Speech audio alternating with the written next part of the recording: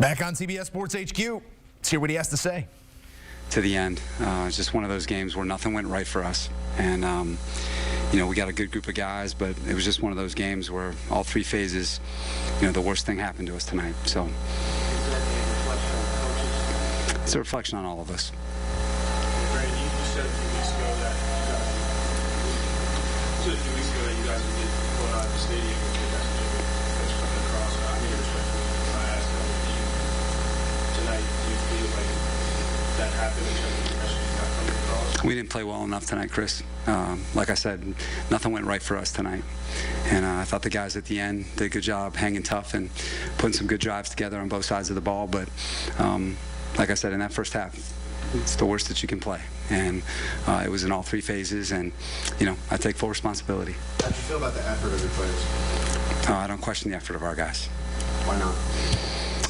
I know those guys. I've been with most of them 3 years, and I know them inside and out. I'm with them every single day. So this is just a really bad game in the NFL where nothing goes right, everything goes wrong, and, it's the tough side of things. Brandon, Willie Ramirez with the Associated Press. You say nothing went right tonight. All due respect, last 3 weeks the offense has somewhat been stagnant. You pulled out a win in New England, but with 2 field goals. Do you personally feel there's a disconnect between yourself and the locker room, the players? I don't. Brandon, do you expect to be the coach here tomorrow? I don't know that. Do you think you should be? Yes. Why? I know that what I've done here for 3 years, and I know what I put into this, and I know that we're capable of going. I know the type of coach that I am. I believe in myself. But again, this isn't about me. This is about a group that's hurting in there. We got to get some rest, and we got to get ready for Buffalo. Brandon, the way this season is going, this loss tonight. I mean, how do you think? Why do you still believe that guys still believe in you, that you can go back in there and lead this team to whatever the rest of the season is? Yeah, you'll go talk to the guys after this, and you'll be able to hear from them. And I know these guys really well. And at halftime, what did you say to them down 42-0? I said everything that could have, gone wrong went wrong for us, and that we got to go out in the second half, play for pride, make sure that we finish this game the right way, that we can look each other at the end of the game, knowing that we gave the game everything we had, and that's what that group did in the second half. What could you have done differently in preparation to get these guys better prepared to play tonight? Everything. I didn't do anything well enough to get us ready to play tonight. And so if that's the case, then why should you be the coach? If that's games like this happen in the NFL. To every coach that's ever coached in this league, you can look at any great coach that's ever coached in the league. Sometimes games like this happen, and I don't need to retrace history, but it's part of sports. Sometimes there are games where it doesn't go right, none of it, and you got to put it behind you and you got to move on to the next thing. It doesn't happen like this. 42-0 at halftime. That's only happened twice since 2000. The last time it happened was 2014. Mark Tressel was the coach of the Bears that season, and I'm sure your work got fired after that season. So this is not like a normal occurrence. No, tonight was not a normal occurrence. Everything that could have gone wrong in all three phases went wrong. Was there any sense at all before the game that this could be coming, or did you feel as the game was starting? Did it feel like a normal preparation in terms of how the guys? Our guys did a good job in the two days that we had preparation.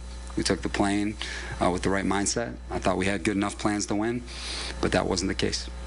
For this to happen against the Raiders, obviously, you're a football historian. You know how important this rivalry is to the organization.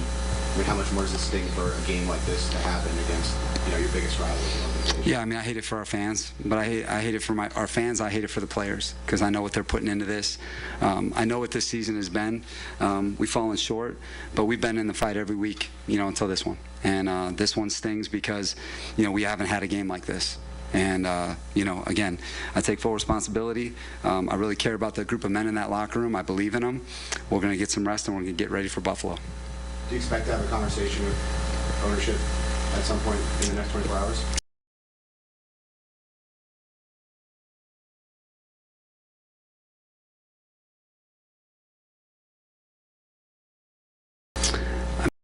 Every time there's a game, we unpack the time. So this will be nothing new tomorrow. We'll unpack the game, and we'll talk about what we need to do moving forward. All right, thanks, Coach.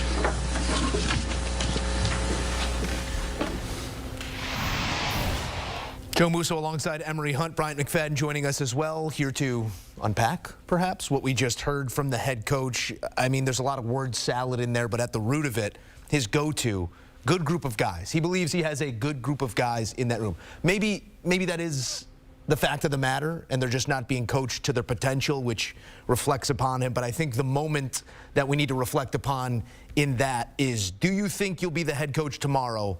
I don't know that. Do you think you should be? Yes. What was revealed in that interaction in your eyes, Emery? He answered the question, but didn't really answer the question. He had to get prompted again after he said, yes, I should be the head coach. Why should you? When you had the opportunity to say, yes, I should be the head coach because you lay out X, Y, Z, A, B, C. He stopped at yes. Well, that doesn't even instill confidence that I don't believe that you believe that you should be the head coach. And again, history repeats itself. Anthony Lynn, 9-7, 12-4, 5-11, 7-9. He was fired after 7-9 year. Right now, Brandon Staley, 9-8, 10-7, currently 5-9. He may not even make it to a fourth year. So if he doesn't have the confidence that he should be there, I don't know why he feels as though the ownership should have confidence in him as well. The way he handled that presser with a lack of confidence that you mentioned, Emery, was the same mindset we saw on the sideline from Brandon Staley. He looked like a coach that lacked confidence. He looked like a coach that wasn't prepared. When those onslaught of points was happening, it felt like he was rattled. It felt like he was a quarterback in the pocket that was getting sacked and didn't trust his offensive lineman in front of him.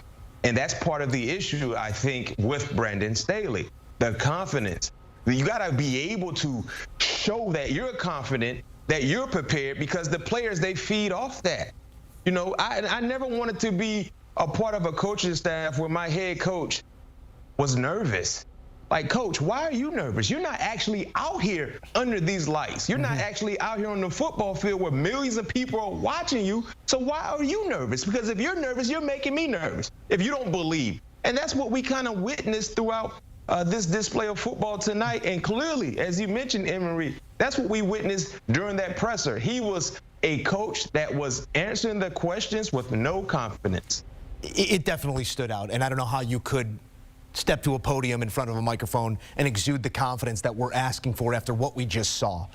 We are talking about human beings and livelihoods at that. I'm not here to suggest someone should or shouldn't have a job, but he's not getting what he needs to get out of his team. Let's talk about the different outcomes of what might be here. And that's, it comes to an end quite quickly after what we just saw. Or you come to the end of the season and you figure out if it's the head coach moving forward, maybe he's fired there. BMAC, take me into what is accomplished in pulling that lever tonight, tomorrow, in the days to come prior to Sunday, as opposed to at the end of the season. What are you signaling to your team? What are you accomplishing as an organization if you make that decision now rather than in 3.5 weeks? Well, let's utilize the Raiders as an example to answer your question, Joe. Remember, they fired Josh McDaniels during the season. It was earlier than where we currently are in the NFL season, but they fired him during the season. And instantly we saw different energy. We saw different fire from the group.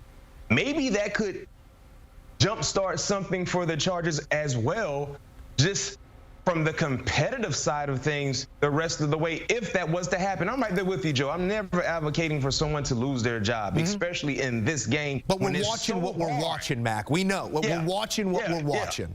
But the reality is, in the NFL, when you consistently put out the same display of bad football or questionable football, these questions will arise. And things like this happen. That's the reality of the game. You live a fishbowl lifestyle when you're a part of the NFL. So the Raiders did it, and look how they're looking. They're starting to kind of answer some questions that clearly were not answered when they were going through the growing pains with Josh McDaniels. Maybe the Chargers can utilize and look at the Raiders as an example and say, you know what, enough is enough. Because if the ownership is already having their mind, they're cutting ties with Brandon Staley at the end of the season, I mean, based on what we just saw, if this is already their thought process, why wait? And here's the thing. We can go back a little bit further. Go back to last year's playoff game where they gave up the big lead. you didn't see the fight that you wanted to see from the head coach.